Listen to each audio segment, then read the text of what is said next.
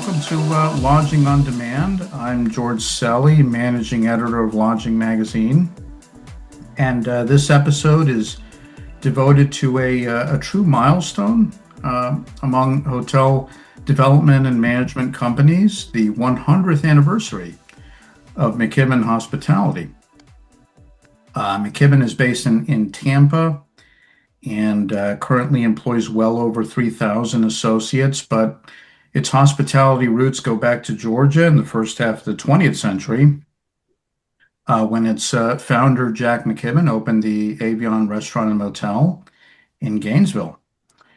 So to discuss the company's remarkable evolution, I have with me two of its leaders, JB and Bruce. Thanks for joining me today. Would you like to start by introducing yourselves? So JB McKibbon, I am the fourth, and I am the president of McKibbon Equities.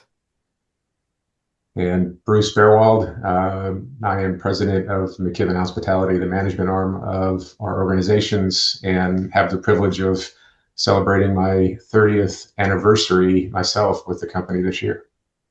Congratulations, Bruce. All right. And great, thanks for that. And I first, of course, I wanted to say congratulations on the centennial. Thank you. Yeah, quite a remarkable achievement. So I thought we could start with a brief overview of the company's early transformation from a grocery store franchisee way back in 1926 to being a Holiday Inn developer in the 1960s. So let's see. I mean, JB, would you like to discuss that early period a little bit? Yeah, sure. So there's just kind of a line of John McKibbons. I'm number four. If you go back to the first, this would be my great granddad, who I never personally knew, but they got started in Georgia with Piggly Wiggly franchising, and they had the first self-service grocery store in Gainesville, Georgia. They actually had a couple other franchises. I think they had 3 Piggly Wigglies in total. Right. And that was really the start of, call it, 100 years in business. And that was between my great granddad and his brother. Yeah. And, there was some interesting offshoots from that. They actually also had a chicken processing company that they started called Marjack. Mm-hmm. And for those that don't know, Gainesville, Georgia is a major chicken processor. And Marjack, back then was probably processing 4,000 chickens a day. Wow. It's still there today. I'm not sure how many chickens they process, but Gainesville, Georgia has lots of processors, process over 1 million chickens a day cumulatively. So it's a major chicken producer. And we were in the chicken business for a while. Right. And so my granddad grew up in the grocery store. He actually worked for Marjack. He didn't love the grocery business. He did not like the chicken business, and I don't blame him. It's a pretty rough job in terms of your day to day. And so, he went off and fought in World War II. He was a bomber pilot. And when he got back from the war, he decided he wanted to kind of do something different. And so he developed, the first high-end kind of restaurant concept in Gainesville, Georgia, the Avion. Yeah. And that was really our start in, call it, the hospitality business. Mm-hmm. And he bought some additional houses on that property, and they rented those out, and then eventually added a motel component to that. And so really became, a real hotel with the restaurant and the motel. And then he was leasing Holiday Inn restaurants at the time for other owners that owned Holiday Inns, and he became that restaurant operator. And he made a decision that he wanted to have his own Holiday Inns. And so he took his capital in selling the Avion from his first business foray to developing his first Holiday Inn. And from there, that led to developments of Holiday Inns throughout Georgia. And he had a great run, develop a Holiday Inns. And one other little side note here, he also had a travel company. Mhm. So, this is back in the days where they would actually pay travel companies to visit exotic locations so they could go back to their hometown and sell that experience to customers. Right. And through that travel company, he got to travel around the world twice, visit a lot of really interesting locations back before travel was as easy or as ubiquitous as it is today. So, Mhm. he had a great career and ride in hospitality and was very well traveled for his time in the seat. Right. And that Avion restaurant and motel that opened in 1946, was it? That sounds right. That sounds Yeah. Okay. Great. So following that, I wonder if we could discuss some of the big milestones or turning points in the company's franchising history. So you had that initial success with Holiday Inn, right? And I know you've had significant success with other brands, and were even an early adopter of several brands, right? So I was wondering if we could discuss that period a bit. Yeah. Yes. Yeah, obviously getting out of the grocery business, the chicken business into hospitality was a pivot. Um, and so my granddad had grown the company with Holiday Inns, and Holiday Inns really had this incredible run, post World War II boom. Folks are out there back from the war. They're working, they're making new businesses. You've got the interstate system is growing. The public is being able to travel more than they ever had. Right. And so Holiday Inns were more, interstate focused.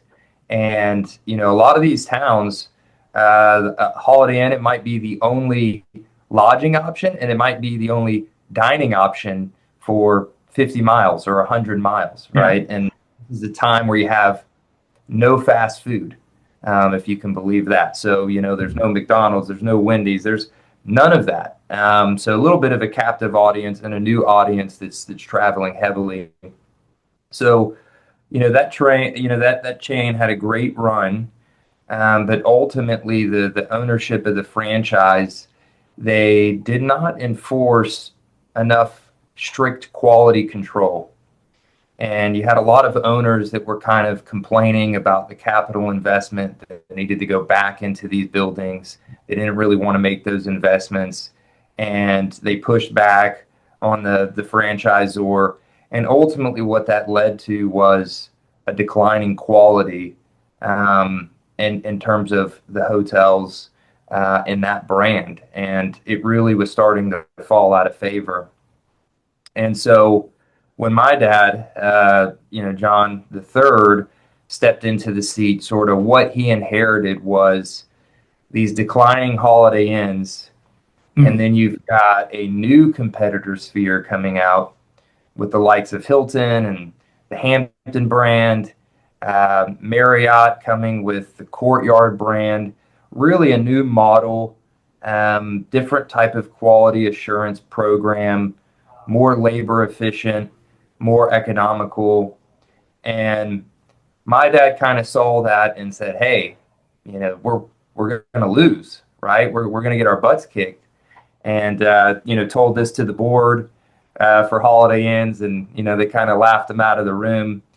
And so he really made this decision: we're going to get out of these Holiday Inns, and we're gonna pivot to something else. And he had developed his first hospitality product, a Days Inn in Athens, Georgia, and he met with Marriott by happen chance. He went by a Courtyard, got connected to Marriott, and learned that they were going to be franchising. And Marriott had never franchised before. They had owned and operated everything in the Marriott system, but believe it or not, Marriott was in a little financial trouble at the time. And so they started this franchise program. And so it was open for a year as a Days Inn, and then it was converted the next year to a courtyard, and it was just an absolute success. Right. And so he built out a very aggressive roadmap to develop these courtyards all throughout the Southeast. And he actually got Bruce's predecessor, Van Herring. He operated our management company for 30 years. Okay. He brought Van in to run the management company. And, the goal was to get rid of these old Holiday Inns and move into this new model, this new product category with the courtyards and with the Marriott relationship. And, the way I'm saying it probably sounds easy. It was obviously a struggle, but ultimately they were able to sell off those legacy Holiday Inns. And they did develop a massive amount of courtyards. And ultimately that led into other brands like Residence Inns, Town Place Suites, and then a relationship with Hilton and Hampton Inns and Homewood Suites. And, hindsight's 2020, but looking back, it was absolutely the correct decision to make. You look at where Holiday Inn is today, it's really sort of fallen out of favor, kind of older legacy brand. And, the new positioning, Marriott's the #1 travel company in the world. And so it was the right move for our company. And that really was a huge growth wave and really transitioned our company from kind of smaller, family owned and operated to, much larger enterprise that we are today. So that, I look at all the moments, I think that one was probably the most critical juncture over the last 100 years to get us where we're at. Right. I agree with you, JB. And even more specifically to JB's point, how aggressive the McKibbon did early on. We opened 10 hotels in 1996. I mean, we were not a very large company then. Opening 10 hotels any year would be difficult, but we didn't have the resources that we have today. That's one thing. The early 2000s saw us enter into the Hilton world with 4 Homewood Suites we developed in 2004, opened in 2005, and then you look at our Kimpton that we developed in the late 20-teens, and then JB bringing us into the Hyatt world. Now we've operated Hyatts for many years, but we hadn't developed and owned any, and today we have 2 Hyatt houses that JB did a fantastic job developing, 2 great assets that we own and operate today. Yeah, thanks, Bruce. And when it comes to development best practices, JB, you have a long background in that stems from your predecessors, Jack McKibbon and your father, John. I wonder if you could discuss a bit some of the best practices you've gleaned from them in succeeding in hotel development. Well, I'll tell you frankly, one thing I've gleaned, the environment has changed. When my dad was developing these properties in the 90s and in the 2000s, the economics were extremely good, much better than they are today. So that side of the business is definitely more challenging. But I mean, the #1 thing I would convey is, kind of the 3 rules of real estate, right? Location, location, location. Right. Hospitality is a street corner business. And ultimately, in a booming market, everyone does well. In a down market, having an A+ location is what allows you to survive when your tertiary competitors struggle, right? You're going to get the lion's share of business.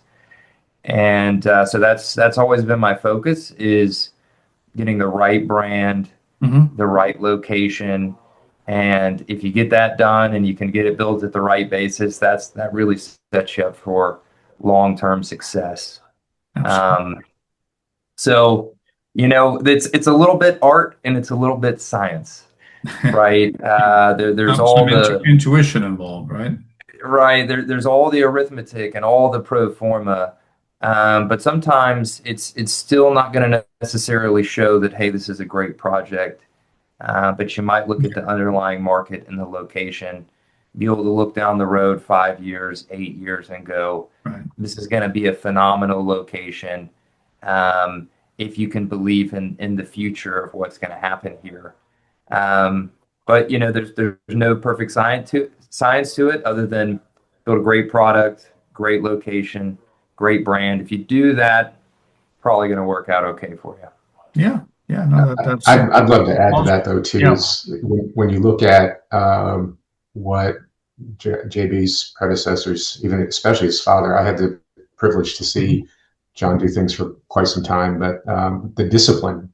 I mean, even as recent as a deal that JB had the opportunity to develop that would have been a great zip code to be in, would have been a really fantastic project to have done. But part of the deal would have been taking some risk that wouldn't have made sense, and Yeah. JB had to walk away from it. So that discipline, that makes the difference. All the other things JB said are good, but having the discipline to say no when it's just not right. You have to evaluate the level of risk, right? When it's right and when it's not right. Yeah. Exactly. Sure. So the company moved into third-party management in 2000. Is that correct? Yeah, around that time. Around that time. Right, right. So I was wondering, how does your experience before that as a developer and an owner really inform your approach to third-party operations, right? What is the value proposition for clients, given that you have such a strong background in ownership and development? Well, the transition, as you said, was when we started to sell hotels to recirculate capital for new projects. And when we did that, we would sell them encumbered with management. The reputation of our company was strong enough that the groups that were buying from us were confident in what we could do. And what it really became was just an extension of who we are today. Yeah. And so when we started to sell and operate for others, we learned a part of the business that we hadn't seen before, having those kind of expectations that were external, Right. working with relationships that weren't inside of our office. But really, our application of operating hotels is, for the best description, while we understand what owners' priorities are, we focus on operating every hotel as if they were our own. And we take that seriously when we're not succeeding. And listen, we haven't won every single inning we've been in.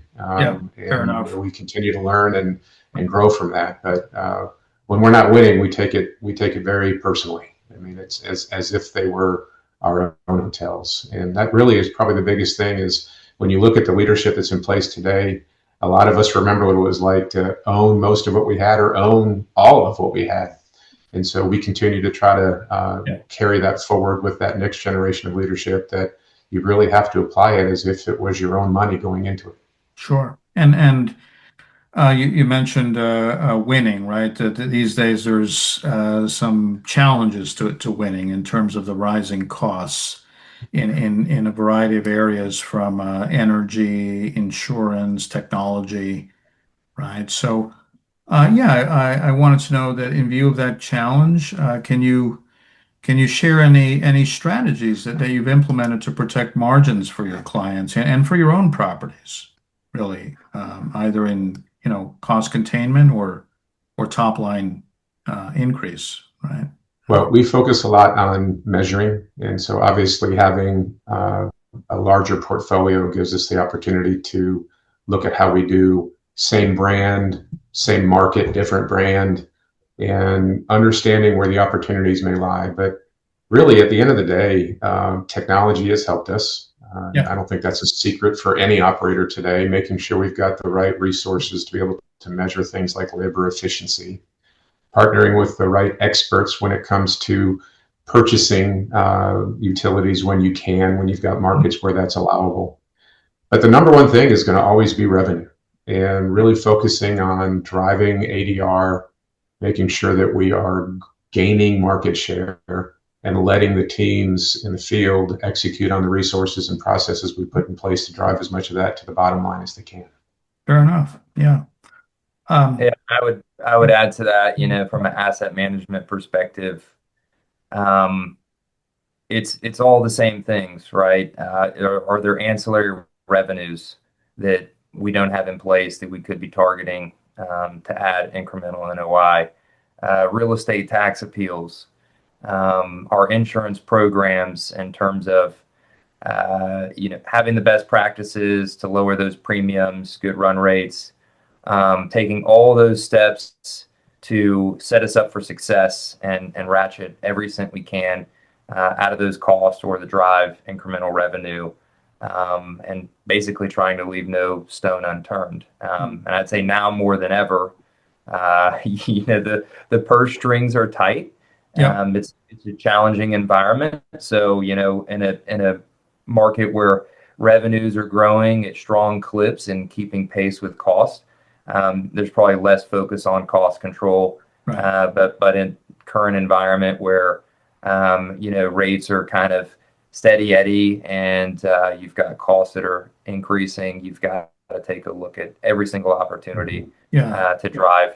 If it's an extra $1,000 a month in NOI, that's material that adds up if you can find multiple opportunities like that. Absolutely. And one of those revenue streams that you focus on is F&B, right? You really seem to focus on the quality and the drawing power of your F&B offerings.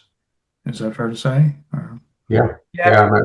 I would say that, you look at, especially with the latest projects JB's done, that the intent there being to have a differentiator in the market, something that others don't have, making sure that that adds value, not just to the asset itself, but also to the guest stay. So F&B it's back strong, and it's critically important. And, we all know that that's not where the high margins are. It's on the room side of the business, but it does emphasize why it's critically important that the way you operate it is as careful, if not even more so, than what you do on the room side of things. Yeah, absolutely. Thanks, Bruce. And another challenge, besides these rising costs, especially since COVID is as we know, attracting and retaining talent, right, and the labor shortage. Now, McKibbon has been very successful in retention, right? I think you have many examples of associates that have grown their careers with the company. And I think that the support you offer associates, especially the crisis support, is among those drivers of retention, right? So I was wondering if you could share a little bit of background on some of those services, right? Like the associate assistance program that you offer and the non-dominational chaplain service, right? How have these offerings enhanced your colleague retention and engagement? Well, you look at the Marketplace Chaplains Program, which is a separate organization that anyone that listens to this podcast can look into and become a part of. But it is non-denominational. It is Christian-based, but they can plug people into any faith support that they may need. And really, it's an anonymous interaction. All that the chaplains will do is announce that they've come on property, and then they go and start talking with our associates. They create those relationships. We don't get to see, and should not get to see, what those conversations are. They're really there for just the support of associates, and in some cases, guests. It's so good for our associates that really we in Tampa don't realize much of what happens until there is a crisis that occurs on property, and being able to plug our chaplains in who already have strong relationships built has proven to be invaluable. Right. The Associate Assistance Program you talk about is funded through our foundation, and we really look at that as a opportunity for our associates who have fallen into a situation where they've run out of all options. And so there's an application process that happens. We've got a very well experienced group called Helping Hands that handles that for us. They review, they interview, and then they qualify and recommend what assistance may occur. And it's really something that we saw become a big deal after Hurricane Helene caused what it did in Asheville, North Carolina, and Western North Carolina. Okay. The amount of funds that we were able to distribute very quickly helped many, many associates that we had up there, hundreds that needed assistance immediately because the impact was immediate and very unexpected. Right. Is it fair to say that those programs are a differentiator for you as an employer? Yeah, I think so. I know that there are, we have peers that have similar programs, Okay. but there's no doubt it really, again, was born out of the McKibbon family and their commitment to associates, to the people that have worked for them in all their businesses that JB shared earlier in our time together throughout our 100-year history. So it's Okay. really not anything new. This is just a carry forward of the culture and the integrity of the McKibbon family. Fair enough. Yeah, great. Thanks, Bruce. So if we can go back to development, we know that it's not currently an easy environment for that due to the high costs, right? But I was wondering where you see the opportunities right now for development and acquisitions also for the remainder of this year and beyond. I know that acquisitions are a relatively new area for McKibbon in the context of 100 years, right? But I was wondering if you could talk a little bit about where you see the promise going forward. Yeah. Yeah. Overall, I would say it's challenging basically across the board. Yeah. When it comes to development, it's so expensive now to build the type of products that we like to build, upscale, optimally lifestyle with F&B. It's not even that a location is not just dynamic. It's just your average daily rates need to be in a range that is high enough to support the new construction cost. And when you look at the markets that actually have those rates, it's very limited. There's a very limited space that could even support the type of new product that we want to build. So, it's not impossible, but you might look at 100 deals and you might do one. And, so this is not a massive growth type period. The business is very cyclical. It is laser focused, highly targeted, and effectively, where is it going to make sense? So one of those targets would be our AC and Moxie that we are going to break ground on in about 2 weeks in Tampa downtown. That's exciting. Yeah. Hometown market. We've been trying to build downtown for a long time. Got a very unique opportunity on a piece of dirt at a really good basis. Great neighborhood. You look at downtown Tampa, it's had very limited new supply, particularly in the select service space. There's been a decent amount of full service product that has come into the market over the last 5 years. But most of the select service in the market is older, not that competitive. And so that represented a great opportunity to slot our product just below the full service hotels, but will be well above all the existing select service product and really no other new supply of materiality to speak of coming into the market. And the market has very compelling and strong ADRs. So, it had all the sauce that we need to bake the cake, if you will. And ultimately just the inputs and economics are very challenging, but there are those opportunities, and we're going to continue to look for those opportunities, and we'll take advantage of them everywhere we can. And we do have a few other new development projects in the pipeline, but again, it's not this period where you talk to a lot of developers in the space, our peers. No one is really building at a significant pace or volume.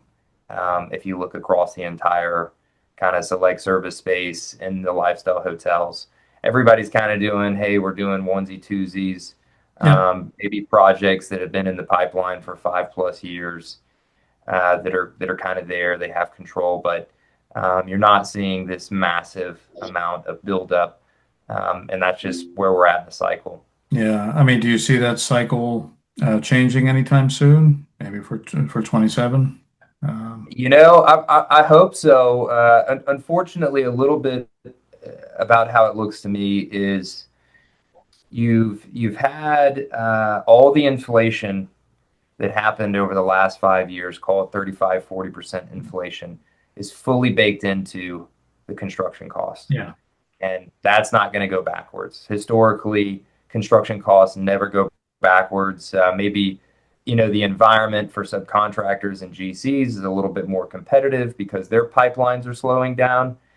Maybe you get a little bit of savings versus where we're at from that, but ultimately the materials, your inputs, and your labor is not going to go backwards. So all the inflation is baked in. And then when you look at rates, ADRs in our business, you've had some markets that have kept pace with inflation, and meaning that their ADR should have gone up 35-40% over the last 5 years, but the vast majority have not. And even if you take a state like Florida, Florida has its winners and its losers, right? Tampa has fortunately been one of those that has kept pace with inflation. You got markets like Naples and Miami, and these markets have kept up. And then you have, areas in the Panhandle that, or Orlando, or these, other markets, Fort Myers, their ADRs are up, but they're not up 30-40%. Okay. And so ultimately what might be required is a period of time with severely depressed new supply, and that will eventually allow ADRs to catch up. And at that point, new construction would make more sense in those markets. And as a developer, that's not the scenario you want. You go, well, that's, we want to build, we want to do new jobs.